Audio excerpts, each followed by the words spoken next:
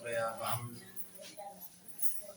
मिथ्या सिद्धांत दुर्धांत विध्वंसन विचक्षणः जयतीर्थाख्यतरणिर्भासमानो ऋगंबरे आसेतो रातुषारात्रेः दिशोरितवान्नो सत्यध्यानगुरुः पावयतीन्द्रैरतिपूरितः ब्रह्मचर्य हरिप्रीति सुविद्यावादशालिनः इष्टदानकष्टार्थिनः मान्यां नमः पादमौलिपर्यन्तं गुरूणामागमं स्मरेत् तेन विघ्नाः प्रणश्यन्ति सिद्ध्यन्ति च मनोरथाः श्रीगुरुभ्यो नमः हरि ओं हरि ओं हरि ओं श्रीवेदान्तमहाचलं निपरितः संयोज्य सूत्राहिपं सद्वातागमपोषितात्महृदयं तत्पूर्वपक्षासुरैः सिद्धान्तोक्तिसुरेश्वरैश्च मथितो यकृष्णदुग्धाम्बुधिः स्वीयानामृतं प्रयच्छति समाम्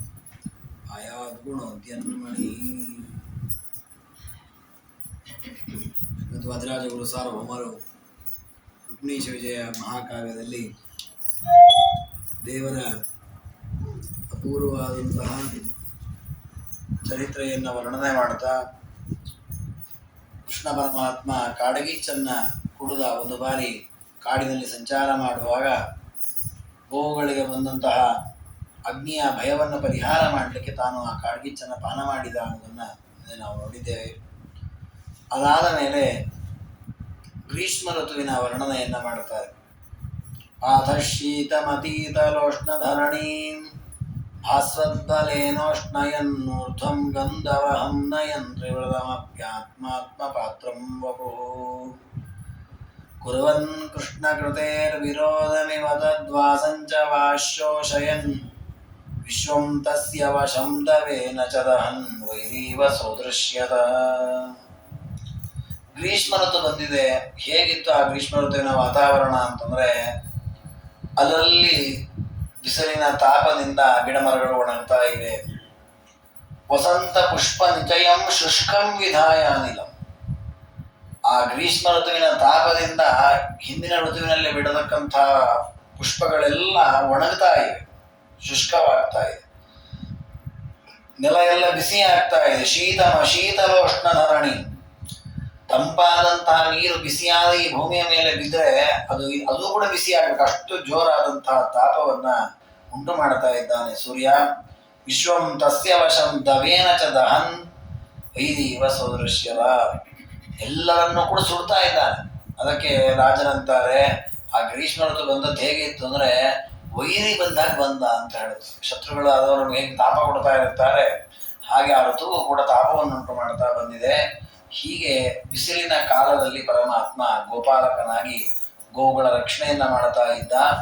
ಆ ಪ್ರಸಂಗದಲ್ಲಿ ಪರಮಾತ್ಮ ಒಬ್ಬ ದುಷ್ಟನನ್ನ ಸಂಹಾರ ಮಾಡುತ್ತಾನೆ. ಅದನ್ನು ವರ್ಣನೆ ಮಾಡುತ್ತಾರೆ. ಸುಚ್ಛಾಯೈ ಶುಭಮಂಡಿತೈ ಶುಭಫಲೈ ಉದ್ಯತ್ಪ್ರಸೋನೋದ್ಗಮೈ ವೃಕ್ಷೈರ್ಮಾಧವ ಪಕ್ಷಗೈ ಪ್ರಶಮಿತೆ ಖೇದೇ ನಿಧಾಗೋದ್ಭವೇ ದೈತ್ಯಕೋಪಿ ತರುತ್ವಮೇತ್ಯ ವರತಸ್ತತ್ಪಕ್ಷಪಾತೀವ ತಚ್ಛಾಯಾವಾಸ ಸುಖಾತ್ ಸಹಸ್ರಗುಣಿತಂ ಶೋಕಂ ವಿತೇನೇವನೇ. ಆ ಒಂದು ಪ್ರಸಂಗದಲ್ಲಿ ಒಬ್ಬ ಅಸುರ ಬಂದ, ಉಗ್ರಾಸುರ ಅಂತ ಒಬ್ಬ ಅಸುರ, ಕಂಸನ ಪಕ್ಷದವನು. ಅವನ ಒಂದು ವೃಕ್ಷದ ರೂಪದಲ್ಲಿ ಇದ್ದಂತೆ ಅಲ್ಲಿ. ಯಾಕೆ ಅಂತಂದ್ರೆ ಕೃಷ್ಣನನ್ನ ಸಂಹಾರ ಮಾಡಬೇಕು ಅಂತ ಆಲೋಚನೆ ಮಾಡಿ ವೃಕ್ಷದ ರೂಪದಲ್ಲಿ ಬಂದಿದ್ದಾನೆ. ಆ ಪ್ರಸಂಗದಲ್ಲಿ ಅಲ್ಲಿ ಅನೇಕ ವೃಕ್ಷಗಳಿವೆ. ಅವೆಲ್ಲವೂ ಕೂಡ ಸುಚ್ಛಾಯಿ ಶುಭಮಂಡಿತೈ ಶುಭಫಲೈ ಉದ್ಯತ್ ಪ್ರಸೋನೋದ್ಗಮೈ, ಅನೇಕ ಹೂಗಳಿಂದ ಫಲಗಳಿಂದ ನೆರಳನ್ನು ಕೊಡ್ತಾ ಒಳ್ಳೆ ಎಲೆಗಳಿಂದ ಕೂಡಿರತಕ್ಕ ವೃಕ್ಷಗಳು. ಹಾಗಾಗಿ ಹೆಚ್ಚಿನ ಜನ ಅಲ್ಲಿ ವಾಸ ಮಾಡ್ಲಿಕ್ಕೆ ಬರ್ತಾ ಇದ್ರಂತೆ. ಯಾಕೆಂದ್ರೆ ತಂಪಾಗತ್ತೆ, ನೆರಳಿದೆ ಅಂತ. ಅದೇ ಸಾಲಿನಲ್ಲಿ ಇವನು ಬೆಳೆದಿದ್ದಂತೆ. ಯಾಕೆಂದ್ರೆ ಅವಾಗ ಇಲ್ಲಿ ಬರ್ತಾನೆ, ಇಲ್ಲಿ ಬಂದಾಗ ಅವ್ರನ್ನ ಹಿಂಸೆ ಮಾಡಿದ್ರಾಯ್ತು ಅಂತ. ಹೀಗೆ ಪರಮಾತ್ಮನನ್ನ ಪೀಡಿಸಬೇಕು ಅಂತ ದೊಡ್ಡ ವೃಕ್ಷವಾಗಿ ಬೆಳೆದು ನಿಂತಿದ್ದಾನೆ ಆ ದೈತ್ಯ. ದೇವರಲ್ಲಿ ಬಂದಂತೆ ತರುತ್ವಮಪ್ಯಾಪ್ಯ ವನಂ ಮುರಾರೇರದೂಷಯಧ್ವಂತ ವಿಷೈಸ್ಸಮಂತಾತ್ ಸ್ವನಾಸಿಕಾಚ್ಛೇದಮಪೀಹ ಸೋಡ್ವಾ ಖಲೋ ನಿರುಂಧೆ ಖಲು ಸತ್ಪ್ರಯಾಣಂ. ತಾನೊಂದು ವೃಕ್ಷವಾಗಿದ್ದಾನೆ ಅಸುರ, ಉಗ್ರಾಸುರ. ಆದರೆ ತನ್ನ ವೃಕ್ಷದ ಮೂಲಕ ವಿಷವನ್ನು ಹರಡ್ತಾ ಇದ್ದಾನೆ. ಅಂದ್ರೆ ಆ ವೃಕ್ಷದ ಹತ್ತಿರದಲ್ಲಿ ಗಾಳಿ ಬೀಸಿದ್ರೆ ಅದು ವಿಷದ ಗಾಳಿ ಆಗಿ ಎಲ್ಲೆಲ್ಲಿ ಬೀಸತ್ತಲ್ಲೆಲ್ಲ ವಿಷದ ಆಗಿ ಆ ಪದಾರ್ಥಗಳೆಲ್ಲ ನಾಶ ಆಗ್ಬೇಕು. ಅದೋಷಯದ್ದಂತ ವಿಷಯ ಸಮಂತ ಆ ವನವನ್ನೆಲ್ಲ ನಾಶ ಮಾಡ್ತಾ ಇದ್ದ. ವಸುಧಾ ಆ ವನದಲ್ಲಿರುವ ವೃಕ್ಷಗಳ ಪೈಕಿ ಇದು ಒಂದು ವೃಕ್ಷವೇ, ವಿಷವಾದಲ್ಲಿ ಇದು ನಾಶ ಆಗತ್ತೆ. ತಾನು ನಾಶ ಆದ್ರೂ ಪರವಾಗಿಲ್ಲ, ಬೇರೆ ವೃಕ್ಷಗಳು ನಾಶ ಆಗಲಿ ಅಂತ ಪ್ರಯತ್ನ ಮಾಡಿದ್ದ. ಅದಕ್ಕೆ ರಾಜರಂತಾರೆ ದುಷ್ಟರ ಬುದ್ಧಿಯೇ ಆಗಿರ್ತದಂತೆ. ದುಷ್ಟರು ಎಷ್ಟು ನೀಚರಾಗಿರ್ತಾರೆ ಅಂತಂದ್ರೆ, ತಮಗೆ ತೊಂದರೆ ಆದ್ರೂ ಪರವಾಗಿಲ್ಲ, ಮತ್ತೊಬ್ಬರಿಗೆ ಅಸಹ್ಯ ಆಗ್ಲಿ, ಮತ್ತೊಬ್ಬರಿಗೆ ತೊಂದರೆ ಆಗ್ಲಿ, ಮತ್ತೊಬ್ಬರಿಗೆ ಅವಮಾನ ಆಗ್ಲಿ ಅಂತ ಪ್ರಯತ್ನ ಮಾಡ್ತಾರೆ. ಅದಕ್ಕೊಂದು ದೃಷ್ಟಾಂತ ಕೊಡ್ತಾರೆ. ಒಬ್ಬ ತನಗೆ ಯಾರೋ ಆತ್ಮೀಯರು ಇದ್ದಾರೆ, ಅವ್ರ ಬಗ್ಗೆ ಪ್ರೀತಿ ಇಟ್ಕೊಂಡಿರ್ತಾನೆ. ತನಗೆ ಯಾರನ್ನೋ ಕಂಡ್ರೆ ದ್ವೇಷ ಇದೆ, ಅವ್ರಿಗೆ ಏನಾದ್ರೂ ತೊಂದರೆ ಮಾಡ್ಬೇಕು, ಅವ್ರಿಗೆ ಅವಮಾನ ಮಾಡ್ಬೇಕು ಅಂತ ಕಾಯ್ತಾ ಇರ್ತಾರೆ. ಅವ್ರು ಎಲ್ಲಿಗೋ ಪ್ರಯಾಣಕ್ಕೆ ಹೊರಡ್ತಾರೆ. ಪ್ರಯಾಣಕ್ಕೆ ಹೊರಟಾಗ ಅವರಿಗೆ ಅಪಶಕುನ ಆಗ್ಬೇಕು, ಅವಮಾನ ಆಗ್ಬೇಕು. ಅದಕ್ಕೆ ಏನ್ ಮಾಡ್ತಾನೆ ಅಂತಂದ್ರೆ ತನ್ನ ಮೂಗನ ಕತ್ತರಿಸ್ಕೊಂಡಂತೆ. ಯಾಕೆಂದ್ರೆ ಶಕುನಶಾಸ್ತ್ರದಲ್ಲಿ ಒಂದು ಮಾತಿದೆ, ಎಲ್ಲಿಗೆ ಪ್ರಯಾಣ ಮಾಡುವಾಗ ಅಂಗಚ್ಛೇದ ಆದವರ ದರ್ಶನ ಆದ್ರೆ ಆ ಪ್ರಯಾಣ ಸುಖ ಆಗೋದಿಲ್ಲ ಅಂತ ಇದೆ. ಇದನ್ನ ತಿಳ್ಕೊಂಡಿದ್ದಂತೆ ಅವನು. ಅದಕ್ಕೆ ಇವನೇನ್ ಮಾಡಲ್ಲ ಅಂದ್ರೆ ಎದುರಿಗೆ ಹೋಗುವಂತ ದ್ವೇಷಿ, ಹಾಗಾದ್ರೆ ಅವನಿಗೆ ತೊಂದರೆ ಆಗ್ಬೇಕಲ್ಲ, ತನ್ನ ಮೂಗ್ ಕಟ್ ಮಾಡ್ಕೊಂಡ್ಬಿಟ್ಟ. ನೋಡಿ ಅಂಗಚ್ಛೇದ ನೋಡಿಲ್ಲ, ಹಾಗಾದ್ರೆ ಅವನಿಗೆ ಅನರ್ಥ ಆಗತ್ತೆ. ಅವನಿಗೆ ಅನರ್ಥ ಮಾಡಿ ತಾನು ಮೂಗ್ ಕತ್ತರಿಸ್ಕೊಂಡ. ಅವನು ತನ್ನ ಮೂಗ್ ಕತ್ತರಿಸಿದ್ರು ಪರವಾಗಿಲ್ಲ, ಅವನಿಗೆ ತೊಂದರೆ ಆಗ್ಬೇಕು. ಇಂತಹ ದುಷ್ಟ ಬುದ್ಧಿ ಇರ್ತದೆ. ಹಾಗೆ ಇವನು ಕೂಡ ಆ ದುಷ್ಟ ಬುದ್ಧಿಯಿಂದ ತಾನು ಹಾಳಾದ್ರೂ ಪರವಾಗಿಲ್ಲ, ಎಲ್ಲ ವೃಕ್ಷಗಳು ನಾಶ ಆಗ್ಬೇಕು ಅಂತ ವಿಷವನ್ನ ಕಾಡ್ತಾ ಇದ್ದಾನೆ. ಆಗ ಪರಮಾತ್ಮ ಅವನನ್ನು ಸಂಹಾರ ಮಾಡಿದ. ವಿನಾಶ್ಯ ವೃಂದಾವನ ವಾಸಿ ಪಕ್ಷಿ ಮೃಗಾದಿ ನಾನಾವಿಧ ಜೀವವರ್ಗಂ ವರಪ್ರದಾತು ಸ್ತರಸಾ ವಿಧಾತು ಅಸೌ ವಿಶಂಕೋ ವಿಧದೆ ಪ್ರತೀಪಂ. ಯಾವ ಶಂಕೆ ಇಲ್ಲದೆ ದೇವತೆಗಳ ವರ ಇದ್ದದರಿಂದ ಅವನು ಅತಿಯಾಗಿ ವಿಷ ಕಾಡ್ತಾ ಇದ್ದ. ಪರಮಾತ್ಮ ಅವನನ್ನ ಸಂಹಾರ ಮಾಡಿದ್ದಾನೆ. ಆದರೆ ತಾನು ನೇರವಾಗಿ ಸಂಹಾರ ಮಾಡಲಿಲ್ಲ. ತಾನು ಬಲರಾಮದೇವರ ಮೂಲಕ ರಾಮೋಪಿ ತತ್ಸಂಗತ ವಾಯುನೈವ ಗ್ಲಾನಿಂ ಸದಾಂ ಗ್ಲಾನಿಹರೋಪ್ಯವಾಪ ಪತತ್ರಿಣಾಂ ಪತ್ರ ಕಲಾಶನಾನಾಂ ವನೇತಿ ರಮ್ಯೆ ವಸತಾಂ ಸತಾಂಚ ನಿರಾಗಸಾಂ ದ್ರೋಹಮಹೋ ವ್ಯಧಾದ್ಯ ಸ್ತಮುಗ್ರನಾಮಾರ್ಹ ಚರಿತ್ರ ಮುಹೇ. ರಾಜರಂತಾರೆ ಕೃಷ್ಣ ಅವನನ್ನು ಸಂಹಾರ ಮಾಡಿದ. ಬಲರಾಮಾದಿಗಳಿಂದ ಕುಡಿಕೊಂಡೇ ಬಂದಿದ್ದಾರೆಯೇ, ತಾನು ಸಂಹಾರ ಮಾಡಿದ ಆ ಉಗ್ರಾಸುರನನ್ನ. ಆದ್ರೆ ಆ ಸಂಹಾರವನ್ನ ಮಾಡುವಾಗ ಅವನಿಗೆ ಉಗ್ರ ಅಂತ ಹೆಸರಿಟ್ಟದ್ದು ಸಾರ್ಥಕ ಆಯ್ತು ಅಂತ ರಾಜರು. ಯಾಕೆ ಅಂದ್ರೆ ಆ ವೃಂದಾವನದಲ್ಲಿರುವಂತಹ ಪಕ್ಷಿಗಳಿಗೆ, ವೃಕ್ಷಗಳಿಗೆ, ಗೋಪಾಲಕರಿಗೆ, ಅತ್ಯಂತ ಮನೋಹರವಾಗಿ ಬೆಳೆದಿರುವ ಗಿಡ ಬಳ್ಳಿಯ ಮರ ಬಳ್ಳಿ ಎಲ್ಲದಕ್ಕೂ ಕೂಡ ದ್ರೋಹವನ್ನು ಮಾಡಿದ್ದ. ಅದು ಎಲ್ಲರಿಗೂ ಅವನು ಉಗ್ರವಾಗಿ ಕಾಣ್ತಾ ಇದ್ದ. ಹಾಗೆ ಅವನಿಗೆ ನಿಜವಾಗಿ ಅನ್ವರ್ಥಕವಾದ ಹೆಸರನ್ನು ಇಟ್ಟಿದ್ದಾರೆ ಅಂತ ರಾಜರು ಚಿಂತನೆ ಮಾಡಿದ್ದಾರೆ. ಹೀಗೆ ಪರಮಾತ್ಮನನ್ನು ಸಂಹಾರ ಮಾಡಿದ. ಅದಾದ್ಮೇಲೆ ಇನ್ನೊಬ್ಬ ಗೋರೂಪದಲ್ಲಿ ಒಬ್ಬ ಅಸುರ ಬಂದಿದ್ದ, ಅವನನ್ನು ಪರಮಾತ್ಮ ಸಂಹಾರ ಮಾಡಿದ್ದಾನೆ. ರಮಾಪತಿ ಪಂಕಜ ವಿಷ್ಟರಶ್ಚ ಚತುರ್ಮುಖಸ್ಥಂ ವಿಷಹೇತ ಪುಣ್ಯ. ರಾಜರು ಈ ಅಸುರರ ಸಂಹಾರದ ಜೊತೆಗೆ ಬಿಸಿಲಿತ್ತು ಅಂತ ಹೇಳಿದ್ದಾರೆ. ಆ ಬಿಸಿಲಿನನ್ನೇ ವರ್ಣನೆ ಮಾಡುತ್ತಾರೆ. ಅಹೋ ನಿದಾಗೋತ್ಥ ಭಯಾದಿವೇಶೋ ವಿಭರ್ತಿ ಗಂಗಾಂ ಜಲಧೌಸಶೀತೆ. ರಾಜರಂತಾರೆ ಸಿಕ್ಕಾಪಟ್ಟೆ ಬಿಸಿಲಿತ್ತಂತೆ. ಬಿಸಿಲು ಎಷ್ಟಿತ್ತು ಅಂದ್ರೆ ಆ ಗೋಕುಲದ ಜನ ಮಾತನಾಡ್ತಾ ಇದ್ರಂತೆ. ಏನು ಅಂದ್ರೆ ತ್ರಿಮೂರ್ತಿಗಳು ಕೂಡ ಈ ಬಿಸಿಲಿನಿಂದ ಹೆದರಿನೇ ಅವರು ಆ ಮನೆಯಲ್ಲಿದ್ದಾರೆ ಅಂತ ಮಾತಾಡ್ತಿದ್ರಂತೆ. ಏನ್ ಮನೆಯಲ್ಲಿದ್ದಾರೆ? ವಿವರ್ತಿ ಗಂಗಾ. ಈ ಬಿಸಿಲಿನ ಭಯದಿಂದಾಗಿ ಎರಡು ತಲೆ ಮೇಲೆ ಗಂಗೆನ ಹಾಕೊಂಡಿದ್ದಾರಂತೆ. ಇದು ತಂಪಿರತ್ತಿ ತಲೆ ಅಂತ. ಜಲಧವು ಸಶೇತೆ. ವಿಷ್ಣು ಎಲ್ಲಿರ್ತಾನೆ? ಕ್ಷೀರ ಸಮುದ್ರದಲ್ಲಿ ಮಲಗಿರ್ತಾನೆ. ಹಾಗೆ ಸಮುದ್ರದಲ್ಲಿ ಇದ್ದಾನೆ, ತಂಪಾಗಿರ್ಲಿ ಅಂತ. ರಮಾಪತಿ ಪಂಕಜ ವಿಷ್ಟರ ಚತುರ್ಮುಖ. ಚತುರ್ಮುಖ ಪರ್ವತದಲ್ಲಿ ಕಮಲದ ಮಧ್ಯದಲ್ಲಿ ಅದು ತಂಪಾಗಿರ್ತದೆ. ಹೀಗೆ ಈ ಬಿಸಿಲಿನ ಭಯದಿಂದಲೇ 3 ಜನ ಕೂತಿದ್ದಾರೆ ಅಂತ ಆ ರೀತಿ ಅಷ್ಟು ಜೋರಾದಂತಹ ಬಿಸಿಲು ಎಲ್ಲ ಕಡೆ ಉಂಟು ಮಾಡ್ತಾ ಇದೆ. ಗಿಡ ಮರಗಳು ಒಣಗ್ತಾ ಇದೆ. ಇದೇ ರೀತಿ ಆಗುವಾಗ ಪರಮಾತ್ಮ ಆ ಗೋವುಗಳನ್ನ, ಗೋಪಾಲಕರನ್ನ ರಕ್ಷಣೆ ಮಾಡುತ್ತಾ ಮದುವೆ ಮಾಡಿಕೊಂಡಿದ್ದನ್ನ ವರ್ಣನೆ ಮಾಡುತ್ತಾರೆ. ನೀಲಾಂ ಕುಂಭಕ ಸಂಭವ ಮಲಭರ ಸ್ವೀಯಾಂ ಸ ಜಿತ್ವಾ ವೃಷಾನ್ ಶೌರಿ ಸಪ್ತ ಸ ಚಾಪಿ ನೀಲವಣಿಭಿರ್ ನೀಲಾಂ ಕರೆ ತತ್ಪುರೀಂ ಧಾತೋನ್ ಸಪ್ತ ನಿಗೃಹ್ಯ ಕುಂಭಕ ಬಲಾತ್ ಶೃಂಗ ಪ್ರಹಾರೈರ್ದ್ರವತ್ ಕುಂಭಾಭಾಂಗಯುಜೋಪರೇಪಿ ಬಹವೋ ನೀಲಾಂ ಮುಖಸ್ಯ ಪ್ರಭಾಂ. ಕುಂಭಕ ಅಂತ ಒಬ್ಬ ಗೋಪಾಲಕ, ಅವನ ಮಗಳು ನೀಲ ಅಂತ ಒಬ್ಬ ಹೆಣ್ಣುಮಗಳು. ಅವಳನ್ನ ಮದುವೆ ಮಾಡ್ಲಿಕ್ಕೆ ಅವನು ಉದ್ಯುಕ್ತನಾಗಿದ್ದ. ಅವನೊಂದು ಸ್ವಯಂವರ ಮಾಡಿದ್ದಂತೆ. ಏನು, ನನ್ನ ಮಗಳನ್ನು ಯಾರು ಬೇಕಾದ್ರೂ ಮದುವೆ ಮಾಡ್ಕೊಳ್ಬಹುದು. ಅದು ನನ್ನೊಂದು ನಿಯಮ ಇದೆ. ನನ್ನ ಮನೆಯಲ್ಲಿ 7 ಗೂಳಿಗಳಿವೆ.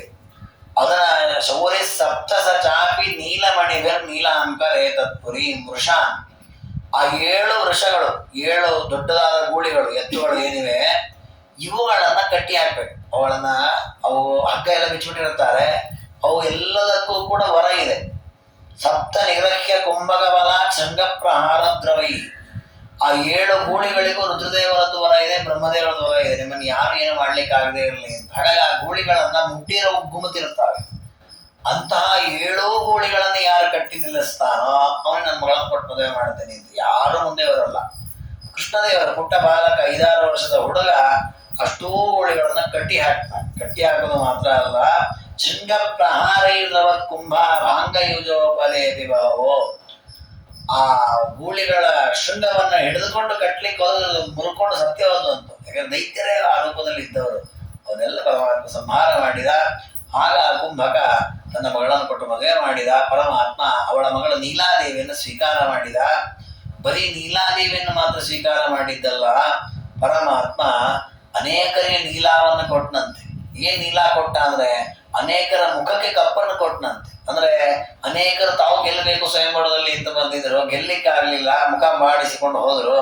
ಅವರಿಗೂ ನೀಲಾವನ್ನು ಕೊಡ್ತೇನೆ ಅಂತೇಳಿ ಪರಮಾತ್ಮ ಮುಖಕ್ಕೆ ಕಪ್ಪಚ್ಚಿ ಕಳಿಸಿದ. ಈ ರೀತಿ ನೀಲಾದೇವಿಯನ್ನ ಗೆದ್ದಿದ್ದಾನೆ. ಅಂದ್ರೆ ನೀಲಾದೇವಿಯನ್ನು ಮದುವೆ ಮಾಡಿಕೊಂಡ ಅಂತ ಭಾಗವತದಲ್ಲೂ ಬರ್ತದೆ. ಆಚಾರ್ಯಕ್ಕೆ ಕಾರಣವನ್ನ ಹೇಳಿದ್ದಾರೆ ಆತ್ಮನಿರ್ಣಯದಲ್ಲಿ. ಈ ನೀಲಾದೇವಿ ಹಿಂದೆ ಇರ್ತಾಳೆ, ಇವಳು ಮತ್ತೊಂದು ಬಾರಿ ಮದುವೆ ಆಗ್ತಾಳೆ. ಕೃಷ್ಣ ಪರಮಾತ್ಮನ ಉಪನಯನ ಆಗಿ ರುಕ್ಮಿಣೀ ದೇವಿ ವಿವಾಹ ಆದ ಮೇಲೆ ಮತ್ತೊಂದು ಬಾರಿ ಇದೇ ನೀಲಾದೇವಿ ತಪಸ್ಸು ಮಾಡಿ ಪರಮಾತ್ಮನ ಮದುವೆ ಆಗ್ತಾಳೆ. ಆಗ ಹಿಂದಿನ ನೀಲಾದೇವಿ ಒಂದೇ ಆಗಿರ್ತಾಳೆ. 2 ರೂಪ ಎಲ್ಲ ಒಂದೇ ರೂಪದಲ್ಲಿ ಇರ್ತಾರೆ ದೇವರ ಜೊತೆಗೆ. ಷಣ್ಮಹಿಷರಲ್ಲಿ ಒಬ್ರು ಇವರು. ಯಾಕೆ ಹಾಗಾದ್ರೆ ಮತ್ತೆ ಬಾಲ್ಯದಲ್ಲಿ ಮದುವೆ ಆದದ್ದು ಅಂದ್ರೆ ಅವಳು ದೇವರನ್ನು ಕೂಡ ತಪಸ್ಸು ಮಾಡಿಲ್ಲ ಅಂತ ನೀಲಾದೇವಿ. ಏನೊಂದು ತಪಸ್ಸು ಅಂದ್ರೆ, ದೇವರೇ ನಿನ್ನನ್ನು ನಾನು ಮೊದಲೇ ಮದುವೆ ಆಗ್ಬೇಕು. ಎಷ್ಟು ಮೊದಲು ಮದುವೆ ಆಗ್ಬೇಕು? ನೀನು ಉಪನಯನ ಆಗೋ ಮೊದಲೇ ಮದುವೆ ಆಗ್ಬೇಕು ಅಂತ ಕೇಳ್ಕೊಂಡಿಲ್ಲ. ಅದಕ್ಕೆ ಪರಮಾತ್ಮ ಅವಳನ್ನು ಮದುವೆ ಮಾಡ್ಕೊಂಡು ಆಮೇಲೆ ಮತ್ತೆ ಉಪನಯನ ಮಾಡ್ಕೊಂಡು ಮತ್ತೊಮ್ಮೆ ಅವಳನ್ನು ಮದುವೆ ಮಾಡಿಕೊಂಡ. ಈ ರೀತಿ ಕೃಷ್ಣ ಪರಮಾತ್ಮ ಅವಳ ತಪಸ್ಸಿಗೆ ಅನುಗ್ರಹವಾಗಿ ಅವಳನ್ನು ಸ್ವೀಕಾರ ಮಾಡಿದ್ದಾನೆ. ಅದಾದ್ಮೇಲೆ ಮತ್ತೊಬ್ಬ ದುಷ್ಟ ಬಂದಿದ್ದಾನೆ ಕೃಷ್ಣನನ್ನ ಗೋಪಾಲಕರನ್ನ ಪೀಡಿಸ್ಲಿಕ್ಕೆ. ಅವನು ರಾಸಭ ವೇಷಧಾರಿ ಧೇನುಕಾಸುರ ಅಂತ ಕತ್ತೆಯ ರೂಪದಲ್ಲಿ ಬಂದಿದ್ದಂತೆ. ಅದಕ್ಕೆ ರಾಜರಂತಾರೆ, ವನಂ ಸಮಾಕ್ರಮ್ಯ ಮುಕುಂದ ಯೋಗ್ಯಂ ಜಘಾನ ಜಂತೂನ್ ಬತ ತಾದೃಶವಸವು. ವಸ್ತುವನ ಆ ವೇಷದಲ್ಲಿ ಬಂದು ಸರಿ ಇದೆ, ದೇವರಿಗೆ ವಿರೋಧ ಮಾಡಿ ಕೊಡ್ತಾನೆ, ಅವನು ಕತ್ತೆನೇ ಆಗ್ಬೇಕಲ್ಲ, ಅವನು ಬೇರೆ ಏನಾಗ್ಲಿಕ್ಕೆ ಸಾಧ್ಯ? ಕತ್ತೆ ರೂಪದಲ್ಲಿ ಬಂದು ಸರಿಯಾಗಿದೆ ಅವನು ಅಂತ ಹೇಳ್ತಾರೆ. ಅವನು ಕ್ಷುಧಾತಿಲೋಲ ಅಖಿಲ ಗೋಪಪಾಲ ಸಹಾಚ್ಯುತೇನಾಭಿ ಯುರ್ವನಂ ತಥಾಹಿ ದುಷ್ಟಸ್ಯ ವಿನಾಶತೋನ್ಯತ್ ಸತಾಮನ ತೃಪ್ತಿಕರಂತ್ಯಮಸ್ತಿ. ಆ ನಂತರ ಪರಮಾತ್ಮ ಆ ಬಂದಿರತಕ್ಕಂಥ ಕತ್ತೆ ರೂಪದಲ್ಲಿರತಕ್ಕ ದುಷ್ಟನನ್ನ ಸಂಹಾರ ಮಾಡಿದ. ತನ್ನ ಮೂಲಕವಾಗಿ ಗೋಪಾಲಕರನ್ನೆಲ್ಲ ಸಂತೋಷಪಡಿಸಿದ. ಅದರಿಂದ ಬಲರಾಮದೇವರಿಗೂ ಸಂತೋಷವಾಯಿತು, ಗೋಪಾಲಕರಿಗೂ ಸಂತೋಷವಾಯಿತು. ಆ ಪರಮಾತ್ಮನನ್ನ ಅವನು ಪೀಡಿಸಬೇಕು ಅಂತ ವಿಚಾರ ಮಾಡಿದ್ದ. ದೇವರು ಅವನನ್ನ ನಿಜ ಪಾರ್ಷ್ಣಿ ಪದ್ಮ್ಯಾಂ ಪ್ರತಾಡಯನ ಗಾಢಮಸಹ್ಯ ಸತ್ವ. ಪರಮಾತ್ಮ ಅವನನ್ನು ಕಿತ್ತಿ ಬಿಸಾಡಿದ್ರೆ ಸಂಪೂರ್ಣ ದೇಹ ಜರ್ಜರಿತವಾಗಿ ಬಿದ್ದು ದೇಹತ್ಯಾಗವನ್ನ ಮಾಡಿದ್ದಾನೆ. ವ್ಯಸುರತ ನಿಪತಂಸ ಸ್ವಾಂಗ್ರಿ ಪಾನೇವ ಕಾಂಶ್ಚಿತ್ ಮರುತ ತನುವ ರುಚ್ಚೈ ಪಾತಯಾಮಾಸ ದೈತ್ಯ. ಆ ದುಷ್ಟನಾದ ದೈತ್ಯ ಪರಮಾತ್ಮನ ಹೊಡೆತಕ್ಕೆ ಸಂಪೂರ್ಣ ಪ್ರಾಣವನ್ನು ಕಳೆದು ಬಿದ್ದಿದ್ದಾನೆ ಅಂತ ಹೀಗೆ ಆ ದುಷ್ಟನ ಸಂಹಾರವನ್ನು ಹೇಳಿದ್ದಾರೆ. ಅದಾದ್ಮೇಲೆ ಮತ್ತೊಬ್ಬ ಪ್ರಲಂಬ ಅಂತ ಒಬ್ಬ ಅಸುರ, ಅವನ ಒಂದು ಪ್ರಸಂಗವನ್ನು ಹೇಳುತ್ತಾರೆ. ಗ್ರೀಷ್ಮೇ ಭಾಸ್ವತಿ ಚಾಪರಾಧ ಕೃತಿ ಸಂಕ್ರುದ್ಧ ಪ್ರಲಂಬಂ ಹಲಿ ಲೀಲಾಯಾಶ್ಚಲತೋ ಜಗಾನ ಮುರುಜಿದ್ವ್ಯೋಮಂ ಮಯಸ್ಯಾತ್ಮಜಂ ಯುಕ್ತಂ ತದ್ಧಿ ಮನಪ್ರಿಯಾನ್ ಜನಹಿತಾ ಸಂತರ್ಜಯನ್ ಸ್ಮಾನ್ ಶಿಶೂನ್ ತತ್ಪ್ರಾಂತಸ್ಥ ಶಿಲಾದಿಹಸ್ತಲಗುಡೈ ಸ್ತಪ್ತೋಪಿ ಎತ್ತಾಡವೇ. ಗ್ರೀಷ್ಮ ಜೋರಾಗಿದೆ, ಬಿಸಿಲು ಜೋರಾಗಿ, ಆ ಬಿಸಿಲಿನ ಮಧ್ಯದಲ್ಲಿಯೇ ಈ ಪ್ರಲಂಬ ಅನ್ನುವ ಅಸುರ ಬಂದ.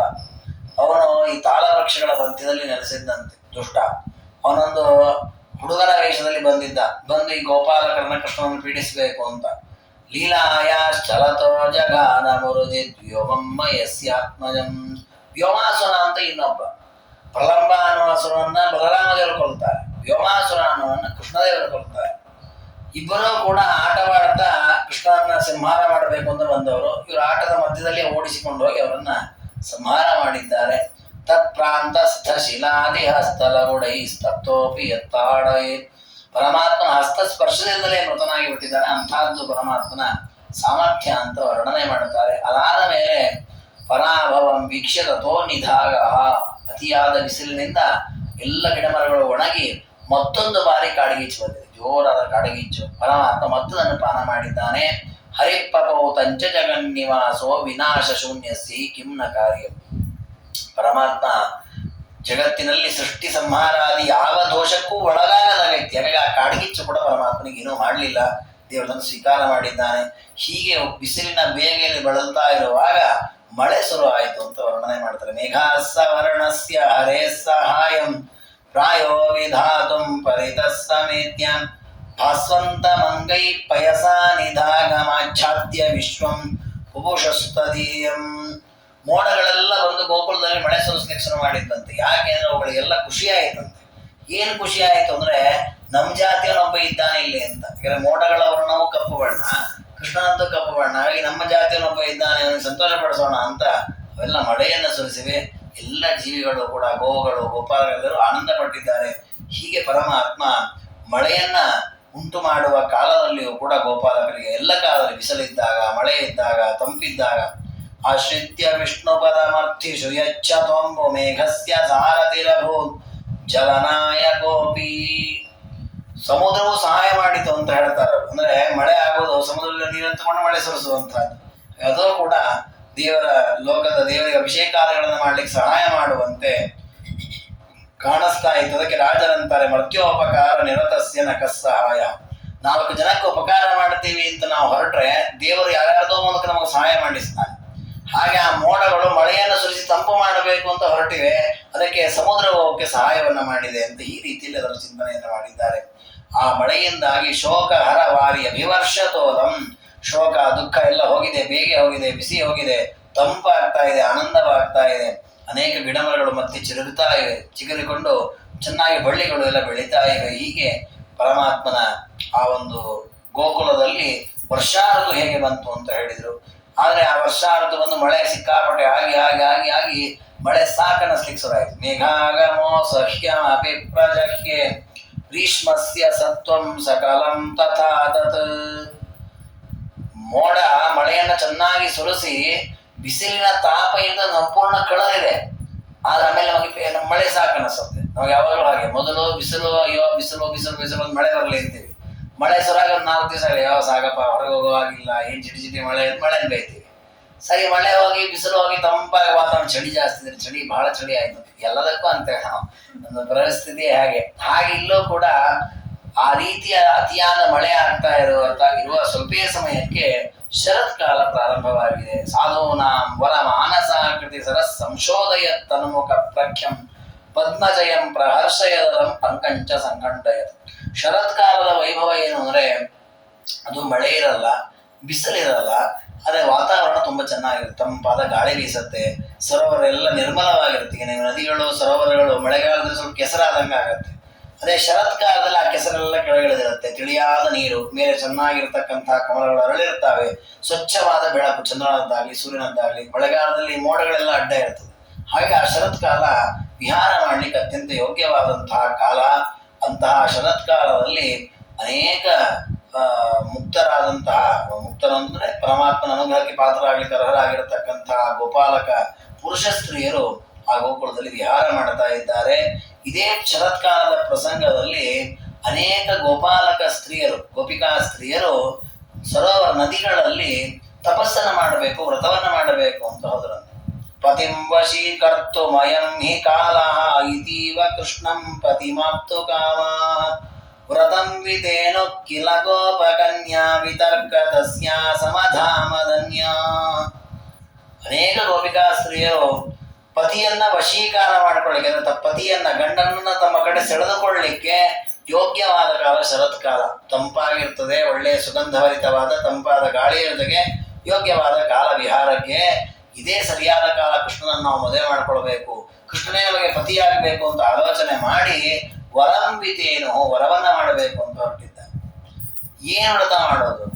ಕೃಷ್ಣ ಬೇಕಾಗಿದೆ ತಮಗೆ, ಅದನ್ನ ಬೇರೆ ಯಾವ ಪುರುಷ ದೇವತೆಗಳ ಹತ್ರ ಹೇಳ್ಕೊಳ್ಳಿಕ್ಕೆ ಅವ್ರಿಗೆ ಮನಸ್ಸಾಗಲಿಲ್ಲ. ಅದಕ್ಕೆ ಸ್ತ್ರೀ ದೇವತೆಯನ್ನು ಕುರಿತು ತಪಸ್ಸು ಮಾಡೋಣ ಅಂತ ಹೇಳಿ ಸಹೋದರೀಂ ಶ್ರೀ ರಮಣಸ್ಯ ದುರ್ಗಾಂ ಅಪೂಜಯನ್ಸ್ತಾ ಕೃತ ವಿಶ್ವಸರ್ಗಾಂ. ಕಾತ್ಯಾಯನಿ, ದುರ್ಗಾ ಅಂತ ವಿಖ್ಯಾತರಾದ ಲಕ್ಷ್ಮಿಯದ್ದೇ ಒಂದು ರೂಪ ದುರ್ಗಾದೇವರು.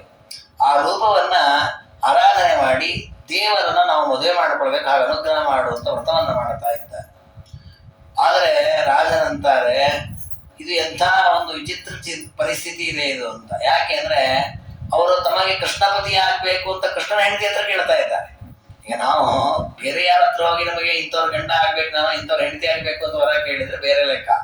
ಅವರೇ ಗಂಡನ ಹತ್ರ ಹೋಗಿ ನಿನ್ನ ಹೆಂಡತಿ ಗಂಡ ಆಗ್ಬೇಕು, ನಾನು ನಿನ್ನ ಹೆಂಡತಿಗೆ ನಾನು ಗಂಡ ಆಗ್ಬೇಕು, ನಿನ್ನ ಗಂಡಗೆ ಹೆಂಡತಿ ಆಗ್ಬೇಕು ಅಂದ್ರೆ ಹೇಗೆ ಹೊರ ಕೊಡ್ತಾರೆ? ಅಂತದ್ದೇ ಪ್ರಸಂಗ. ಕೃಷ್ಣಂ ಪತಿಂ ತಾ ಕಿಲ ಕಾಮಯಂತ್ಯೋ ಲಕ್ಷ್ಮೀಂ ಪ್ರಸನ್ನಾಂ ವಿದಧುರ್ವೃತೇನ ಸಪ್ರೇಯಸಿ ವೈರಿವಧೋ ಕದಂ ತಾಸ್ತುಷ್ಟ ಪ್ರಭುಸ್ಸೋ ಪರಥಾ ವಿದದ್ಯಾತ್. ಪರಮಾತ್ಮ ಆ ಗೋಪಿಕಾಸ್ತ್ರೀಯರನ್ನೆಲ್ಲ ಸ್ವೀಕಾರ ಮಾಡಿದ್ ಯಾಕೆ ಅಂದ್ರೆ ಆ ದುರ್ಗಾದೇವಿಯನ್ನು ಒಲಿಸಿಕೊಂಡ್ರಂತ. ಲಕ್ಷ್ಮೀ ಪ್ರಸನ್ನ ವಿಧದರು ವ್ರತೇನ, ಅದ್ಭುತವಾದ ವ್ರತವನ್ನ ಮಾಡಿ ಆ ಲಕ್ಷ್ಮೀ ದೇವಿಯನ್ನ ದುರ್ಗಾದೇವಿಯನ್ನು ಸಂತೋಷಪಡಿಸಿದ್ದಾರೆ. ತನ್ನ ಹೆಂಡತಿಗೆ ಬಹಳ ಬೇಕಾದವರು ಅವಳ ವರ ಪಡ್ಕೊಂಡಿದ್ದಾರೆ ಅನ್ನೋ ಕಾರಣಕ್ಕೆ ಕೃಷ್ಣ ಅವರನ್ನು ಸ್ವೀಕಾರ ಮಾಡ್ತಾನೆ. ಅಂದ್ರೆ ದೇವರ ಒಂದು ಅದ್ಭುತವಾದ ಬ್ರಹ್ಮಚರ್ಯ. ಯಾಕೆ ಇದನ್ನು ಹೇಳಬೇಕು ನಾವು ಅಂದ್ರೆ, ಕೃಷ್ಣಾಷ್ಟೋತ್ತರದಲ್ಲಿ ಒಂದು ಮಾತು ಬರುತ್ತೆ. ಏನು ಅಂದ್ರೆ, ಅನಾದಿ ಬ್ರಹ್ಮಚಾರಿ ಚ ಕೃಷ್ಣ ವ್ಯಸನ ಕರ್ಷಕ. ಕೃಷ್ಣನಿಗೊಂದು ಹೆಸರಿದೆ, ಏನದು ಅಂದ್ರೆ ಅನಾದಿ ಬ್ರಹ್ಮಚಾರಿ ಅಂತ. ಹೊಸ ದೇವರ ಬೇರೆ ರೂಪಗಳನ್ನ ಬ್ರಹ್ಮಚಾರಿ ಅಂತ ಚೆನ್ನಾಗಿರುತ್ತೆ. ರಾಮನೋ, ನರಸಿಂಹನೋ, ಮತ್ಸ್ಯನೋ, ಕೂರ್ಮನೋ, ವಾಮನನೋ ಬ್ರಹ್ಮಚಾರಿ ರೂಪ ಅಂದ್ರೆ. ಕೃಷ್ಣ ಅಂದ್ರೆ ಯಾರು ಒಪ್ಲಿಕ್ಕೆ ತಯಾರಾಗೋದೇ ಇಲ್ಲ. ಯಾಕಂದ್ರೆ ಕೃಷ್ಣ ಎಷ್ಟು ಮದುವೆ ಮಾಡ್ಕೊಂಡಿದ್ದಾನೆ? ಉಪನಯನ ಆಗೋ ಮೊದಲೇನಿಲ್ಲ, ಅದೇನು ಮದುವೆ ಮಾಡ್ಕೊಂಡ. ಉಪನಯನ ಆದ್ಮೇಲೆ ಮದುವೆ ಮಾಡ್ಕೊಂಡಿದ್ದಾನೆ. ಅದು 100,000 16,000 ಸ್ತ್ರೀಯರು. ಮತ್ತೆ ಯಾಕೆ ಅನಾದಿ ಬ್ರಹ್ಮಚಾರಿ ಅಂತ ಹೇಳ್ತಾರೆ ಅಂದ್ರೆ, ಒಂದು ಕೃಷ್ಣನಿಗೆ ಕಾಮಕ್ರೋಧಾದಿಗಳಿಲ್ಲ, ಅದಂತೂ ಇದ್ದಿದ್ದೆ, ಯಾವ ದೋಷಗಳು ಇಲ್ಲ, ಬ್ರಹ್ಮಚಾರಿ ಅಂತ. ಕೃಷ್ಣದೇವರು ಲಕ್ಷ್ಮೀದೇವಿಯ ಸನ್ನಿಧಾನ ಇಲ್ಲದ ಯಾವ ಸ್ತ್ರೀಯನ್ನು ಮುಟ್ಟಿಲ್ಲ, ಮದುವೆ ಮಾಡ್ಕೊಂಡಿಲ್ಲದೆ.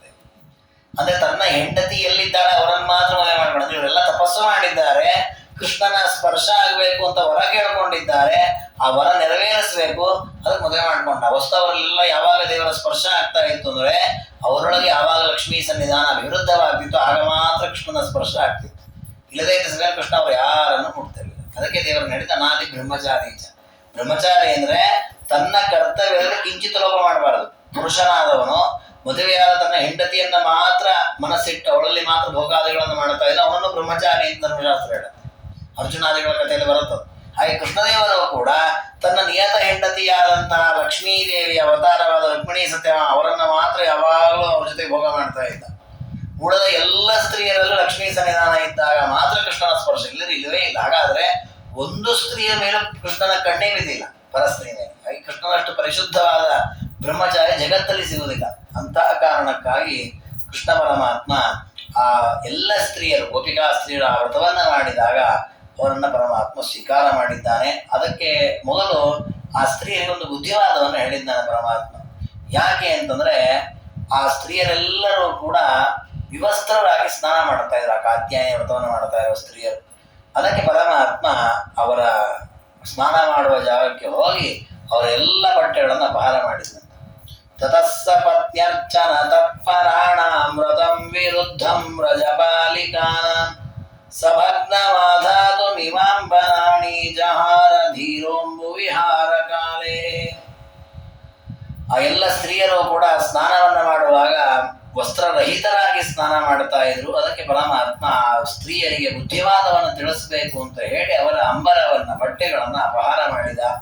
ಆಗ ಗೋಪಿಕಾ ಸ್ತ್ರೀಯರೆಲ್ಲ ಹೇಳಿದ್ರು, ಕೃಷ್ಣ ನಮ್ಮ ಬಟ್ಟೆಯನ್ನು ಕೊಡಪ್ಪ, ನಾವು ಬಟ್ಟೆ ಉಟ್ಕೊಳ್ಳದೆ ಮೇಲಕ್ಕೆ ಬರೋದು ಹೇಗೆ ಅಂತ ನೀರಿನ ಒಳಗೆ ಎದ್ದು ಕೇಳುತ್ತಾರೆ. ದೇಹಿ ಶಾಂಬರ ಮಸ್ಮದೀಯ ಮಬಲ ದತ್ತಂಕ ತದ್ವರ್ತತೆ ಮಧ್ಯೇವ ಪ್ರತಿಭಾತಿ ತರ್ಹಿನ ಕಥಂ ಸಂದೃಶ್ಯತೆ ಸ್ಮದೃಶ.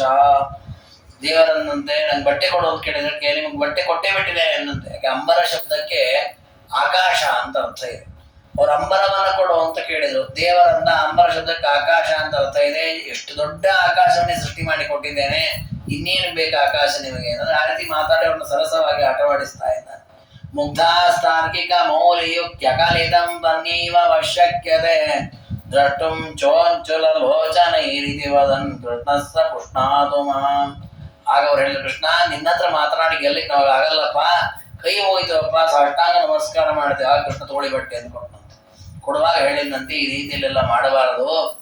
ಪರಮಾತ್ಮ ಎಲ್ಲ ಕಡೆ ಸನ್ನಿಹಿತನಾಗಿರ್ತಾನೆ, ದೇವತೆಗಳು ಸನ್ನಿಹಿತರಾಗಿರ್ತಾರೆ, ವಿವಸ್ತ್ರರಾಗಿ ಸ್ನಾನಾದಿಗಳನ್ನು ಮಾಡಬಾರದು ಅಂತ ಉಪದೇಶ ಮಾಡಿದ. ನದೋಮುದ ತದ್ವಸನಾನಿ ಮಾನಿ. ಅವರನ್ನ ದೋಷರಹಿತರನ್ನಾಗಿ ಮಾಡ್ಲಿಕ್ಕೆ ಈ ರೀತಿ ಬಟ್ಟೆ ಎಳೆದಂತೆ ಮಾಡಿದ್ದೇವೆ. ಕೃಷ್ಣನಿಗೆ ಯಾವ ಸ್ತ್ರೀಯರ ಮೇಲೂ ವ್ಯಾಮೋಹಾದಿಗಳಿಲ್ಲ. ಆನಂತರ ಪರಮಾತ್ಮ ವನದಲ್ಲಿ ಸಂಚಾರ ಮಾಡ್ತಾ ಇದ್ದ. ಗೋಪಾಲಕರೊಟ್ಟಿಗೆ ಗೋವುಗಳೊಟ್ಟಿಗೆ ಒಂದಿಷ್ಟು ಸಂಚಾರ ಮಾಡಿದ ಮೇಲೆ ಗೋಪಾಲಕರನ್ನಂತೆ ಕೃಷ್ಣ ತುಂಬಾ ಹಸಿವಾಗ್ತಾ ಇದೆ, ತಿನ್ನೋಣ. ಏನ್ ತಿನ್ನೋದು? ಏನ್ ತಿನ್ಲಿಕ್ಕೆ ಏನಿಲ್ಲ. ಅದಕ್ಕೆ ಕೃಷ್ಣದೇವರಂದನಂತೆ, ಇಲ್ಲಿ ಹತ್ತಿರದಲ್ಲಿ ಋಷಿಮುನಿಗಳು ಯಾಗ ಮಾಡೋ ಶಬ್ದ ಕೇಳಿಸ್ತಾ ಇದೆ, ಅಲ್ಲಿ ಅನೇಕ ಅಡಿಗೆ ಎಲ್ಲ ಮಾಡಿರ್ತಾರೆ, ಹೋಗಿ ಕೇಳಿ, ಅವ್ರು ಕೊಡ್ತಾರೆ, ತಗೊಂಬನ್ನಿ, ಎಲ್ಲ ಊಟ ಗೀಟ ಮಾಡೋಣ ಅಂತ ಹೇಳಿದ್ರೆ ಸರಿ ಅಂತ ಹೋದ್ರೆ ಇವರೆಲ್ಲ. ಯಜ್ಞ ಸಭಾಂ ದ್ವಿಜೈ ಕ್ಷುಪೀಡಿತಾಪಿ ಪರಮಾನುಗಮಂಡಲೀಸ ಕೃಷ್ಣಾಯ ಭೋಜ್ಯಮಿತಿ ವಿಪ್ರಚಯಂ ಯಯಾಚೆ ಯುಕ್ತಂ ತನ್ಮನುರಿಪೋರನುಗಾ ವಿರಾಗ ಯತ್ನಂ ಕದಾಚಿದಪಿ ನ ಸ್ವಕೃತೆ ಪ್ರಕುರ್ಯುಃ. ಹಸಿವಾಗಿದೆ, ಕ್ಷುತ್ಪೀಡಿತ ಬಹಳ ಹಸಿವಾಗಿರೋದ್ರಿಂದ ಅವರೆಲ್ಲರೂ ಕೂಡ ಬ್ರಾಹ್ಮಣರ ಹತ್ರ ಹೋದ್ರು. ಕೃಷ್ಣ ಬಂದಿದ್ದ ನಮ್ಮ ಜೊತೆಗೆ, ನಮಗೆಲ್ಲ ಹಸಿವಾಗಿದೆ, ತಿನ್ಲಿಕ್ಕೆ ಏನಾದ್ರು ಕೊಡಿ ಅಂತ ಕೇಳಿ. ಕೃಷ್ಣಾಯ ಭೋಜ್ಯಮಿತಿ ವಿಪ್ರಚಯಂ ಯಯಾಚೆ. ನೋಡಿ, ಅವರು ಗೋಪಾಲಕರು ನಮಗೆ ಹಸಿವಾಗಿದೆ ಕೊಡಿ ಅಂತ ಕೇಳಲಿಲ್ಲಂತೆ. ಕೃಷ್ಣನಿಗೆ ಹಸಿವಾಗಿದೆ, ಏನಾದ್ರು ತಿನ್ಲಿಕ್ಕೆ ಕೊಡಿ ಅಂತ ಕೇಳಿದ್ರು. ನಮ್ಮ ಹಾಗೆ ನಾವು ಹೇಳ್ತೇವಲ್ಲ, ನಮಗೆ ತಿನ್ಲಿಕ್ಕೆ ಅಂತ ಅಡುಗೆ ಮಾಡ್ಕೊಂಡ್ಬಿಟ್ಟಿರ್ತೇವೆ, ದೇವ್ರ ನೈವೇದ್ಯಕ್ಕೆ ಮಾಡಿದ್ದೇನೆ ಅಂತ ಹೇಳ್ತೇವೆ ನಾವು. ಅದಕ್ಕೆ ಒಳ್ಳೇದು, ಕೆಟ್ಟದಲ್ಲ. ಯಾಕಂದ್ರೆ ಆನೆ ಬದಲಾದ ದೇವ್ರ ನೈವೇದ್ಯ ಮಾಡ್ಕೊಂಡು ನಮ್ಮ ಭಾವನೆ ಇದರ ಸಂತೋಷ ಪಡ್ಬೇಕಾದ್ರೆ. ಹಾಗೆ ಅವರು ಹೇಳಿದ್ರಂತೆ ಕೃಷ್ಣನಿಗೆ ಅಂತ ಹೇಳಿದ್ರಂತೆ, ಯತ್ನಂಕದ ವಿನ ಸ್ವಕೃತೆ ಪ್ರಕುರ್ಯುಃ. ಅದಕ್ಕೆ ಹೇಳ್ತಾರೆ ಜ್ಞಾನಿಗಳು ವಿರಕ್ತರಾಗಿ ಅವರು ಎಂದು ತಮಗೋಸ್ಕರ ಅಂತ ಏನೋ ಮಾಡಲ್ಲಂತೆ. ಹಾಗೆ ಗೋಪಾಲಕರು ಕೂಡ ತಮಗೋಸ್ಕರ ಅಂತ ಕೇಳಿಲ್ಲಂತೆ, ಕೃಷ್ಣನಿಗೋಸ್ಕರ ಅಂತ ಕೇಳಿದಂತೆ.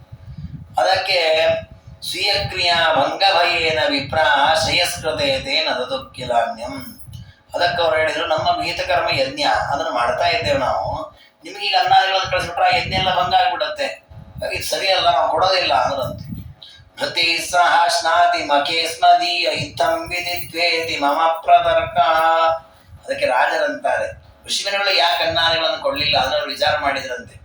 ಈಗ ಕೃಷ್ಣನಿಗೆ ಅನ್ನಾದಿಗಳನ್ನು ಕೊಡ್ಬೋದು, ಬರೀ ಕೃಷ್ಣ ಮಾತ್ರ ತಗೊಳ್ತಾನೆ. ಅದೇ ನಾವು ಯಜ್ಞಯಾಗಾರಗಳನ್ನು ಮಾಡುವಾಗ ನಾವು ಪರಿವಾರ ಸಹಿತವಾಗಿ ಆಹುತಿ ಕೊಡ್ತೀವಿ, ದೇವರ ಪರಿವಾರ ಸಮೇತವಾಗಿ ಆಹಾರ ಸ್ವೀಕಾರ ಆಗತ್ತೆ ಅಂತ ಅದಕ್ಕೆ ಅವ್ರು ಕೊಟ್ಟಿರ್ಲಿಕ್ಕಿಲ್ಲ ಅಂತ ರಾಜರು ಊಹೆ ಮಾಡುತ್ತಾರೆ. ಅದಾದ ಮೇಲೆ ಮತ್ತು ವಾಪಸ್ ಬಂದವರು ಕೃಷ್ಣ ಅವರು ಕೊಡೋದಿಲ್ಲ ಅಂತ ಹೇಳಿದ್ದಾರೆ ಅಂತ.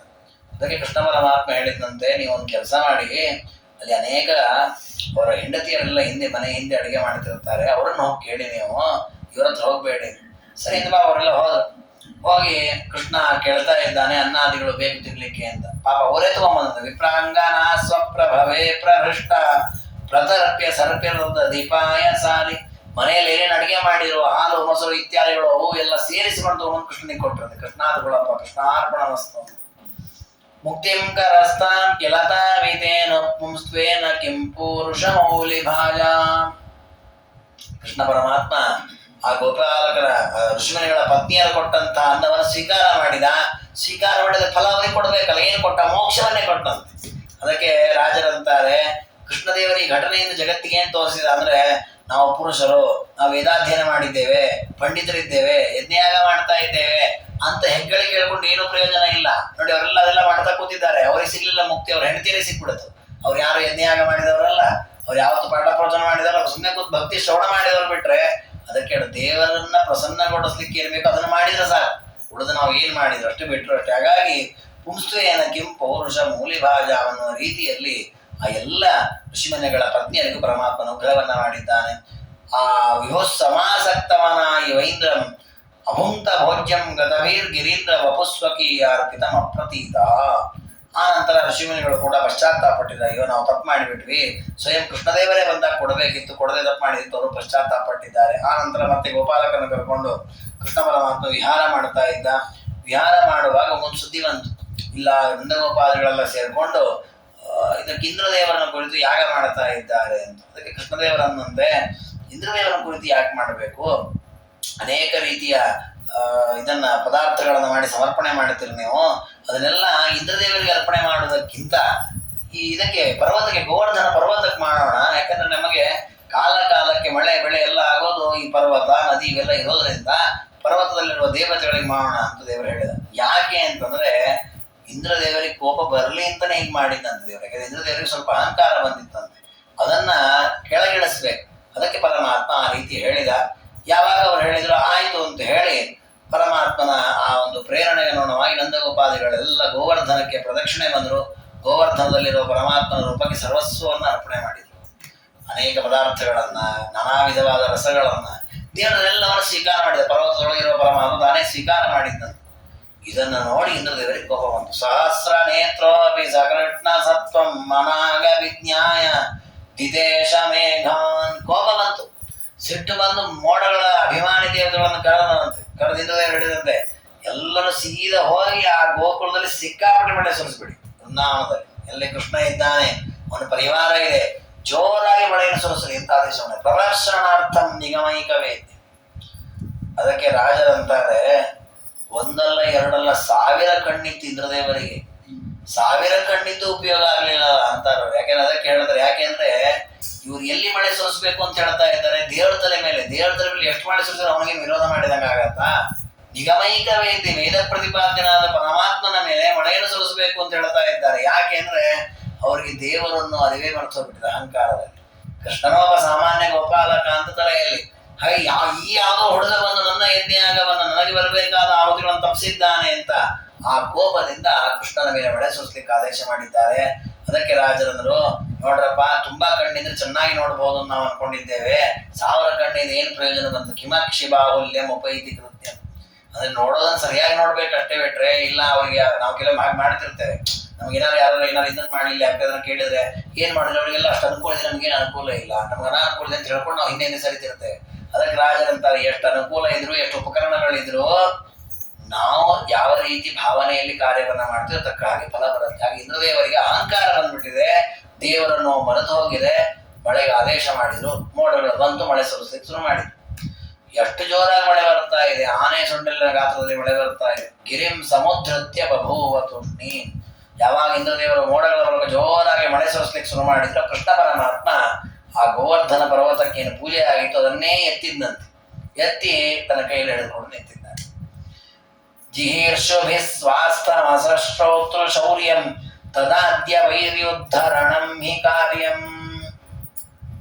ನಾವು ಯಾವತ್ತೂ ಕೂಡ ಒಬ್ಬರನ್ನ ನಿಗ್ರಹ ಮಾಡಬೇಕು ಅಂತಂದ್ರೆ ಮೊದಲು ಏನ್ ಮಾಡಬೇಕು ಅಂದ್ರೆ ಅವರ ಶತ್ರುಗಳನ್ನ ಎತ್ತಿ ಹಿಡಿಬೇಕಂತೆ. ಅಂದ್ರೆ ನಾವು ಯಾವ್ದ್ರ ಜೊತೆ ವಿರೋಧ ಮಾಡ್ತಾ ಇರ್ತೀವಿ, ವಿರೋಧ ಮಾಡುವಾಗ ಎದುರು ಪಕ್ಷದವನನ್ನ ಹಿಮ್ಮೆಟ್ಟಿಸ್ಬೇಕು ಅಂದ್ರೆ ಅವನಿಗೊಬ್ಬ ಶತ್ರು ಇರ್ತಾನಲ್ಲ, ಅವನನ್ನ ಮೇಲೆ ಎತ್ತಿಡ್ಬೇಕು. ಆಗ ಅವನಿಗೆ ಏನಾಗುತ್ತೆ, 2 ಶತ್ರು ಆಗತ್ತೆ. ಅವನ್ ನಮ್ಮ ಶತ್ರು ಆಗಿ ಅವ್ನು ನಮ್ಮ ವಿರೋಧ ಮಾಡ್ತಿರ್ತಾನೆ, ಅವನಿಗೆ ಶತ್ರು ಇರೋನು ನಾವು ಬೆಳೆಸ್ಬಿಟ್ವಿ ಅಂದ್ರೆ ನಾವು ಇಬ್ರು ಶತ್ರುಗಳಾಗಲ್ಲ, ಅವ್ನು ಇನ್ನಷ್ಟು ವೀಕ್ ಆಗಿಬಿಡ್ತಾನ.